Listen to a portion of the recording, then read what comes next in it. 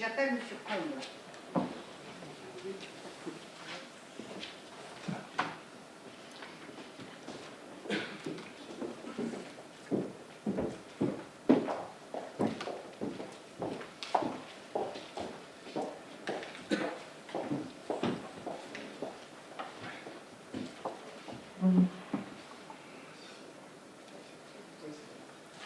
Alors l'affaire numéro 11 03 28 09, extension et réhabilitation du groupe scolaire de Foncon. Étude, demande de subvention. Il rappelle au conseil municipal qu'il a été décidé de lancer une étude pour le réaménagement du groupe scolaire de Foncon afin de moderniser et d'adapter aux besoins actuels et futurs.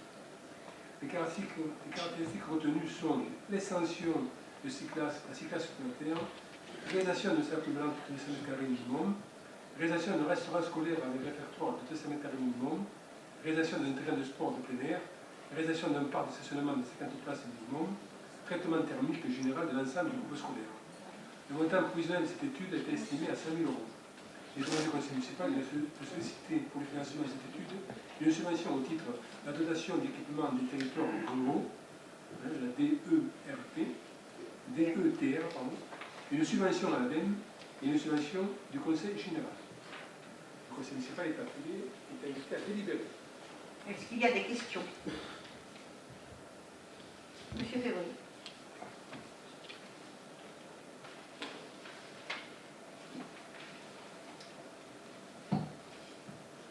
Je rappellerai que, à l'origine, parce qu'on est obligé d'augmenter les capacités de l'école de Foncode, c'est dû essentiellement à la venue de la ZAC du Martinet.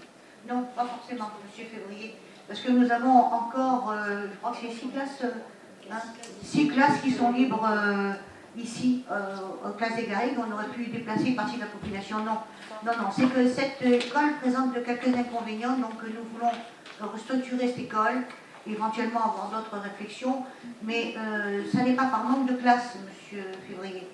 Ça n'est pas dû à l'extension Martinet, parce qu'on aurait pu déplacer une partie de la population du Bas-Foncode vers les Garrigues, puisque c'est presque équidistant, et alors que nous ne l'avons pas fait. Non, non, non, c'est une rénovation parce que cette école a quelques problèmes que nous voudrions solutionner. Je vous rappelle quand même qu'à l'origine, on avait retenu une réserve foncière sur le Martinet de 5000 m² pour faire une deuxième école en haut de Foncode, et que par la suite vous avez vendu ce terrain au promoteur. Non, mais je vais vous dire, c'est moi qui ai eu l'idée de faire une petite école là-bas, et que l'académie et même le conseil d'école avaient un peu refusé cette proposition en disant qu'il fallait mieux faire étendre une école, la faire plus grande, que de faire une petite unité. Et au niveau gestion, c'était beaucoup plus difficile. Donc c'est pour ça que nous l'avons abandonné. Ça n'est pas... Et puis, une école là-bas qui se serait retrouvée, et je vous dis, c'est une idée qui était la mienne, et que j'ai abandonnée aussi, alors, parce que c'est une population qui petit à petit va vieillir, et finalement, c'est une école qui ne va plus servir à rien. Donc, soyons pragmatiques et essayons de faire les bons choix. Parfois, on a des idées, mais il faut pouvoir reculer. Ce n'est pas pour faire plaisir à un promoteur que nous l'avons fait, c'est simplement par esprit pratique et par souci des lendemains et pour la commune de Jumiac. Est-ce que les caractéristiques sont limitatives? Comment elle est? Est-ce que les caractéristiques retenues? On n'a rien retenu encore. On fait faire une étude, Monsieur Février. L'étude, et Madame Laborde pourrait vous en parler peut-être encore plus savamment parce qu'elle fait au jour le jour tout ce qui se fait. L'étude, c'est pour voir si cette école a la possibilité d'être réhabilitée dans les bonnes conditions. Et peut-être à ce moment-là, peut-être envisager autre chose. Mais ça, c'est l'objet d'une réflexion que pourront nous donner, si vous voulez, des architectes et des gens du métier qui vont réfléchir à cette chose. Parce que nous avons une classe en bas dont on ne pourra plus se servir, elle n'est pas opérationnelle. Donc ça va limiter.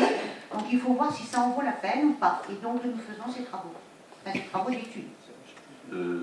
Si je prends le parking par exemple, actuellement les 52 places de parking y sont pratiquement. Oui. Mais c'est vrai que le parking il se fait en zone qui n'est pas un parking, qui est la desserte par derrière de l'école. Les gens se garent un peu n'importe comment. C'est pas tellement le parking qui est en cause, M. Février, c'est la conception même de l'école. Oui, non, mais vous parlez de 52 places. Moi, je vous dis, ce ne sera pas suffisant.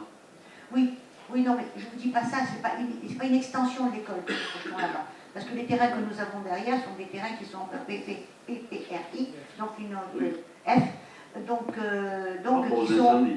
il vaut mieux ne pas construire sur ce terrain. Donc il faut le laisser en terrain, disons, ludique.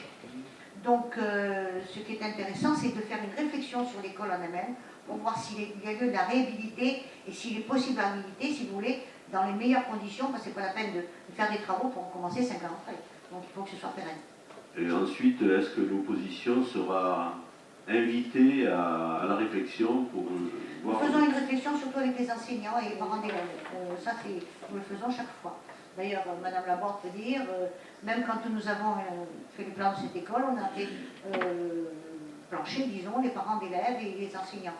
On demande surtout, pas au conseil municipal, surtout aux personnes directement intéressées de travailler là-dessus.